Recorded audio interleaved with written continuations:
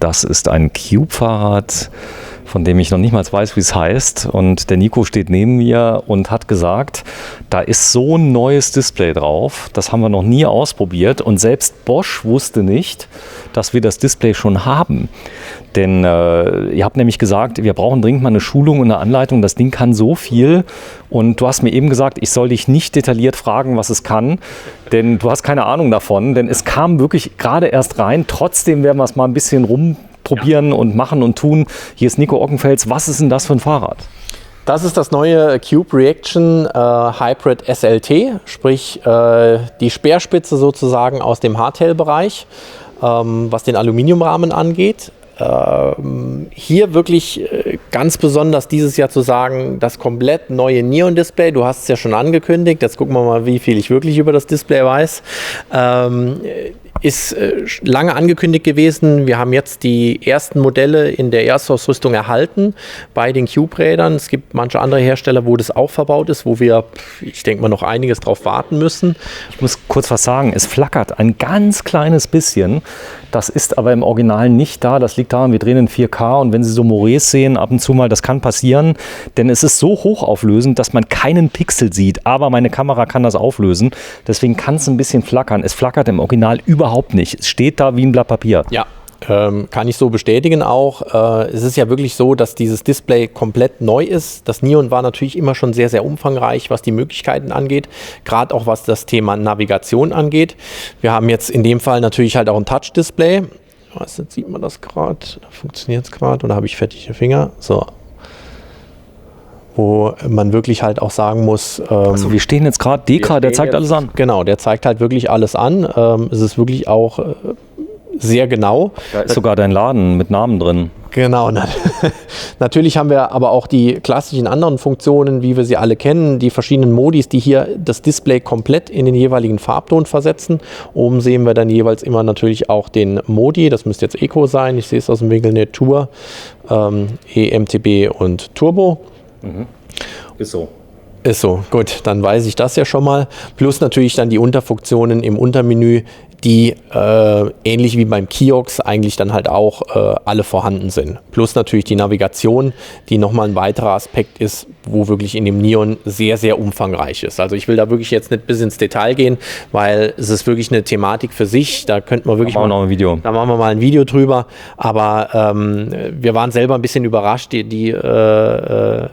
den Vertrieb machen für die Bosch-Produkte, waren selber überrascht, dass wir so ein Display überhaupt schon da haben und die Schulungen stehen halt jetzt auch zu dem Produkt selber noch aus. Es ist aber auch wirklich, beim Neon und beim Kiox ist es auch so ein bisschen so, dass der Nutzer sich da selber ein bisschen reindenken muss. Ne? Das ist also nicht so, dass ich jetzt sage, wie bei einem Purion, da habe ich 4 Funktionen und die sind relativ einfach und das weiß ich auch noch in 2 Wochen. Hier ist es wirklich so, der Umfang, die Möglichkeiten, die einfach vorhanden sind. Und da muss man ja bei dem letzten Neon sagen, das war einfach zu unübersichtlich, nicht intuitiv genug. Und das hat sich jetzt deutlich geändert. Also es ist wirklich einfacher in der Handhabung, in der Bedienung. Nichtsdestotrotz haben wir halt viele Funktionen, wo manch einer sagt, eigentlich will ich nur wissen, wie schnell ich fahre. Touch hat sie ja auch. Das vorher hatte auch Touch? Hatte auch, beziehungsweise ging mit dem Pinöpel dann, so nenne ich es jetzt mal, da konnte ich dann halt auch navigieren dann in dem Fall. Ist das abnehmbar, das Display? Das ist abnehmbar, ja. Das funktioniert. Wir haben das Display jetzt mal ein bisschen gedreht. Da sieht man das dann halt. Wenn ich nämlich an der Kneipe... Achso, das geht weiter. Das geht weiter. Es hat ja auch einen eigenen Akku. Das heißt, ich kann es mitnehmen, kann auch die Uhrzeit sehen. So gesehen halt auch, aber... im Endeffekt funktioniert es weiter, weil es ja noch einen Akkuspeicher damit drin hat. Okay, verstanden. Das Display, was ich jetzt gerade gesagt habe, steht normalerweise etwas höher. Das heißt, man muss sich vorstellen, in der Erstausrüstung würde es ungefähr hier stehen. Hat so ein bisschen den Nachteil, dass ich dann, wenn ich drauf sitze, mein Vorderrad selber gar nicht mehr sehe. Das ist ein bisschen irritierend. Und deswegen haben wir die Halterung einfach mal gedreht nach unten. Somit liegt es mehr auf dem Vorbau auf. Ja, das hast du gemacht. Genau, das haben wir gemacht, beziehungsweise ein Mitarbeiter von mir hat das einfach mal versucht und umgedreht. Und siehe da, wir finden es einfach ein bisschen besser, weil den Vorbau muss ich nicht unbedingt sehen. Dafür sehe ich deutlich besser, wo mein Vorderrad halt auch einfach ist. Kann man so und so machen. Du Fuchs. Das heißt, du hast es einfach gemacht. Da unten ist ein USB-Anschluss. Ist das zum Handyladen? Genau, ich kann das Handy dran laden, beziehungsweise es geht halt auch hier wirklich darum, um Daten aus der App direkt zu übermitteln halt auch. Ne? Machen wir das Licht an mit dem Display. Der war gut, oder? Der war gut. Aber der Schalter wäre da. Aber es würde gehen, wenn es Licht hätte. Man kann das ja mittlerweile mit dem Akku kombinieren. Man kann es auch nachträglich mit dem Akku kombinieren. Ja klar, also wenn jetzt jemand sagt, ich hätte gern das Rad, aber ich hätte es ganz gern komplett ausgestattet mit Beleuchtung, Schutzblech, Gepäckträger und einer festen Beleuchtung. Die Ich dachte jetzt nur mal ans Licht. Nee, geht, also ist kein Problem. Sowohl vorne als auch hinten ist dann ansteuerbar über diesen Button, ist also kein Problem. So, auch das gilt für hinten. Ist das möglich, durch den Rahmen zu ziehen, das Licht dann? Ja, klar. Also wenn wir das verlegen von der Werkstattseite aus, legen wir jetzt kein Kabel außen am Rahmen entlang, weil mittlerweile gibt es ja die Möglichkeiten, auch hier von der Fläche her, da ist ja genügend Platz, um das hier noch zu verlegen. Es ist auch möglich, hier bei einem Hardtail eine absenkbare Sattelstütze reinzumachen. Auch die kriegen wir komplett hier rein verlegt. Das ist alles kein Problem. So, das geht auch mittlerweile. Ihr habt 2 Wochen Vorlauf, selbst im Winter noch in der Werkstatt. Das ist okay. Das heißt, man kann das dann noch anpassen. Vorteil vom Hardtail ist, ich kann einen Gepäckträger anbringen. Hier sind die Bohrungen auch schon da. Das heißt, es ist einiges vorgesehen, dass ich noch ein bisschen Last aufnehmen kann. Ja, zum einen sind es die Bogen, aber es ist auch noch ein bisschen spezifisch. Ich weiß nicht, ob du das so drauf kriegst, aber wir haben hier, wo ich meinen Finger jetzt quasi gerade mal reinlege. Ich mache das mal gerade von der anderen Seite, vielleicht siehst du es dann hier. Ja. Ich habe einen spezifischen Gepäckträger von Cube. Und die Aufnahme hier ist genau schon vorgeformt für die Aufnahme des Gepäckträgers. Sodass ich hier nicht irgendwie was Universelles oder ich habe das jetzt einfach außen aufgesetzt, da eine Schraube rein. Das sieht aus wie aus einem Guss. Genau, es sieht aus wie aus einem Guss. Hier kommt noch die Schraube rein, um es zu fixieren und dann ist der Gepäckträger auch schon montiert. Natürlich wird er hier oben noch verbunden oder gegebenenfalls, wenn ich ein Schutzblech habe, wird der Gepäckträger komplett auf dem Schutzblech fixiert. Das war nämlich die Frage, wenn ich jetzt so ein Schutzblech habe. Es gibt ja so Schutzbleche, die kann ich anbringen, aber ob es da andere Lösungen gibt. Auf jeden Fall gibt es einen Zubehörkatalog, da steht das alles drin. Man kann also Originalzubehör kaufen. Man kann natürlich auch diese Schutzbleche anbringen, die wahrscheinlich dann hinten festgemacht werden am Sattel. An der Sattelstütze, ja klar. Also Universalschutzblech geht natürlich halt auch. Aber jedes Reaction oder auch jedes Stereo, zumindest mal bei den 120ern, ist möglich, komplett mit einer Ausstattung zu bestücken. Ausstattung meine ich damit Beleuchtung, Schutzblech, Gepäckträger. Alle Aufnahmen dafür sind vorgesehen und ohne Probleme umsetzbar. Wir kennen diese Räder auch als Allroad. Es gibt ja das Reaction Pro beispielsweise als Allroad-Variante, was diese Ausstattung schon hat. Also auch Ständer ist genau dasselbe. Ich gehe mal gerade hier vorbei. Ständer. Eine spezifische Aufnahme. Also kein Universalständer oder sonstiges, wo ich das hier klemme und hier oben klemme, sondern hier wird im Prinzip der Ständer fixiert und mit einer Zentralschraube oben festgemacht angezogen. Und dann sieht das nämlich auch sauber und schön aus und ist nicht irgendwie, der Lack ist noch beschädigt und hast du nicht gesehen. Ja, soll es ja geben. So, das ist ein Alurahmen. Ja. Das Gewicht. Ja, Gewicht, keine Ahnung, ich weiß es nicht aus dem Kopf. Ich habe mir die neuen Gewichte noch gar nicht so angeschaut. Steht aber nicht drunter wie bei anderen. Nein, steht nicht drunter. Es ist ich schreibe es dazu in die... Du schreibst dazu, genau. Bevor nachher die Kommentare wieder kommen, dass ich mich nicht über meine Fahrräder auskenne. Nee, es ist in dem Fall das Topmodell, sprich das SLT. Die Bandbreite ist ja wirklich sehr, sehr groß. In dem Fall, wir fangen bei dem One-Modell an. Pro, Race, SL und SLT. Und wir haben hier jetzt einen Preispunkt von 3.999 € mit Fox-Gabel mit drin, mit dem neuen Neon, mit dem starken Bosch Performance CX Motor. Eine Fox-Gabel, jetzt sehe ich es erst, die ist ja sehr zurückhaltend beschriftet. Ja, sehr dezent, ne? Und natürlich aber auch dem großen 625 Wattstunden Akku. Also voll. Ja, auch da würde ich dich mal bitten, dass du das Fahrrad mal auf die Hinterbeine stellst, dass wir uns mal das Thema Akku angucken, denn diese Intube-Akkus vor Jahren, als wir Videos gedreht haben, kurz nach dem Krieg, nee, Spaß beiseite, aber wir kennen es jetzt schon ein paar Jahre, da kam das Thema Intube immer mehr und mehr und man hat die Mechanik dahinter, wie man die Akkus wechselt, reinmacht, rausmacht, so stark vereinfacht, da ist nichts mehr hakelig, das funktioniert. So.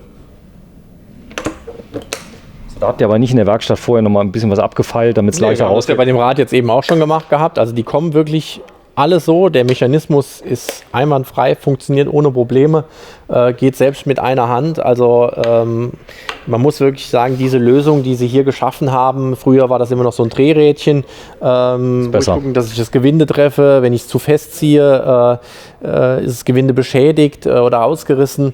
Das haben wir hier komplett gar nicht mehr und das ist wirklich richtig gut gelöst.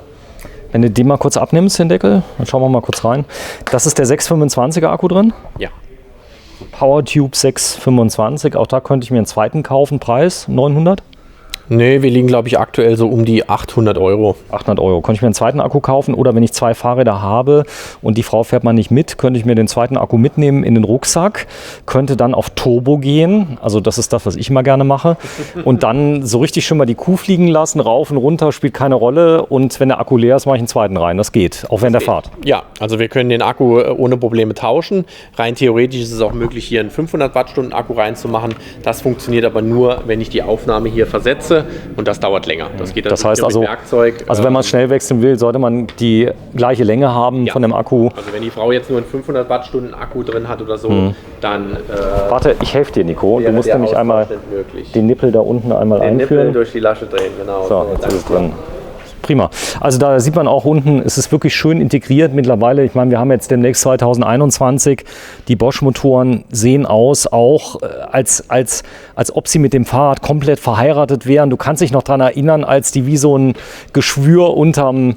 obwohl die Leute früher, die wollten Fahrrad fahren, denen war das auch egal. Aber mittlerweile gucken die Leute aufs Design. Ja klar, also die Fahrräder sollen ja sich natürlich immer wieder dem Bild annähern, wie ein grundlegendes Fahrrad ohne Motor aussieht. Und das sieht man ja auch schon an der seitlichen Silhouette, dass gerade das Unterrohr deutlich flacher gehalten wird, dafür zwar ein bisschen breiter wird, aber die seitliche Silhouette ist immer noch relativ schlank gehalten. Ne? Also auch, sage ich mal, Oberrohrdimensionen sowieso. Aber es ist immer der Punkt, und bei Cube ist das auch der Fall, dass sie den Motor ja bewusst etwas drehen, ne? Dass er wirklich in einer Flucht hier in das Unterrohr integriert ist und deutlich kompakter im Gesamten halt auch aussieht. Sehr schön. Also Bosch Performance Line CX, eine Fox-Kabel mit drin. Er hat die exteriore Bremse mit drin. Hinten die Schaltung, was ist da drauf? Wir haben eine komplette XT-Gruppe. Eine XT-Gruppe. Eine Schaltung, 12-Gang, als auch Bremsanlage. Also das SLT ist natürlich das absolute Sahnestück in also dem voll, Bereich. Voll. Genau, wir können sagen voll. SLT ist ja immer die Top-Bezeichnung im Cube-Segment. Und das ist wirklich ein Rad, was jetzt gerade auch in der Verbindung mit dem neuen Neon-Display schon nochmal einen weiteren Step halt geht. Und man muss auch dazu sagen, das Modell unten drunter, das SL, hat auch mittlerweile schon das Neon-Display mit drauf. Ne? Wo manch anderer Hersteller, das Rad liegt dann bei 3.2, vielleicht nur ein Purion drauf hat. Ne? So, da vorne sieht man nochmal die Schaltung, auch die hat sich ein bisschen geändert. Die sind nicht mehr aus Silber, die Griffe, sondern jetzt aus schwarzem Kunststoff. Oder ist das auch, das ist auch Metall, oder? Wir haben hier eine Gummierung mit drin, ne, die einfach etwas griffiger ist. Und das hier ist aber Metall. Das ist Metall. Genau. Okay. Hat sich gar nicht so viel geändert. Schön. Da ist es, also ein Hardtail. Kann man, das Thema Sattelstütze, Federung, fragen da Leute nach beim Hardtail schon mal? Da gibt es ja so Federungen hier aus Saarbrücken. Ja, durchaus. Also gerade bei einem Hardtail, der dann sagt, okay, ein vollgefedert ist mir vielleicht dann doch zu teuer. Ich würde auf eine gefederte Stütze übergehen, weil vielleicht Bandscheibenprobleme oder ähnliche Rückenprobleme oder einfach auch nur ein bisschen mehr Komfort. Der aber dann auch sagt, okay, ein Trail im Wald, das ist nicht meins, aber ich will einfach auf der Straße den Komfort haben. Und dann ist eine gefederte Sattelstütze, sofern sie vernünftig ist. Also wir bieten dort eigentlich immer die Schulz-Sattelstütze an, weil es wirklich ein vernünftiges Produkt ist, auch was die Qualität angeht. Preislage um die 180 Euro, ist aber wirklich dann was, wo ich sage, ich habe verschiedene Federn, wo ich genau auf mein Körpergewicht halt auch gehen kann. Auch von der Verarbeitung her, man merkt es auch an der Haptik schon, es ist was ganz anderes wie eine Stütze, die im Standardrad, sage ich mal, 40 Euro kostet. Das Coole ist, man kann die ja mal vorher-nachher fahren. Also der Unterschied ist wesentlich. Das ist also wirklich eine tolle Geschichte, wenn ich mal über Stock und Stein fahre. Ja, da steht's von Cube auch hier. Wir haben eben uns so ein klein wenig lustig gemacht über die Lieferfähigkeit von Cube. Das geht aber dem Gesamtmarkt so. Das heißt, Fahrräder sind umkämpft. Die Stückzahlen werden so ein bisschen wie früher in der DDR verteilt. Ja. 2021 geht auch selbst dort, wird es schon langsam eng.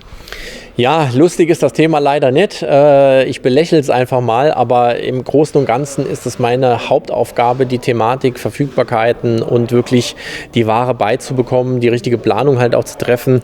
Das Problem ist aber allgegenwärtig mit Corona und Lockdown und vielleicht der zweite Lockdown, dass es immer wieder zu Verzögerungen bei Produktionen oder Ähnlichem halt auch kommt. Jetzt haben wir mit Cube dieses Jahr wirklich schon sehr, sehr viele Räder bekommen, worüber wir wirklich sehr, sehr happy sind. Aber wirklich halt auch die Nachfrage ist immer noch sehr, sehr hoch. Sehr schön. Also am besten nicht lange warten. Auch hier habe ich die Möglichkeit, ich kann ja Finanzierung und so weiter und so fort. Man kann die Verfügbarkeit bei euch online sehen. Das bedeutet, ihr habt jedes Fahrrad, was verfügbar ist, im Shop drin, muss dann schnell reagieren. Denn ihr habt ganz oft schon gehabt, das ist dann kein Witz, ihr macht auch nicht, ihr habt die Möglichkeit, eine Reservierung zu machen. Wenn ich jetzt das Fahrrad ausgewählt habe, dann bleibt es erstmal, dann ist das schon erstmal weg, oder? Eine Reservierung in dem Sinn nicht. Also wir müssen schon einen Auftrag dafür. Ich meine jetzt, ich suche das Fahrrad im Shop aus, klicke es an, lege es in den Warenkorb. Ist es dann weg für den Zeitraum? Dann ist es für den Zeitraum schon mal auf jeden Fall geblockt, ja. Aber das ist jetzt nicht so, dass ich sage, jetzt gehe ich noch eine Stunde was anderes machen, weil das System gibt das Rad dann eigentlich auch schon wieder frei. Mit dem Kauf sieht es dann natürlich anders aus, aber es ist für uns natürlich auch schwierig, Räder jetzt, sage ich mal, wochenweise zu reservieren. Das geht aktuell nicht. Es ist leider nicht möglich. Man kann es anzahlen.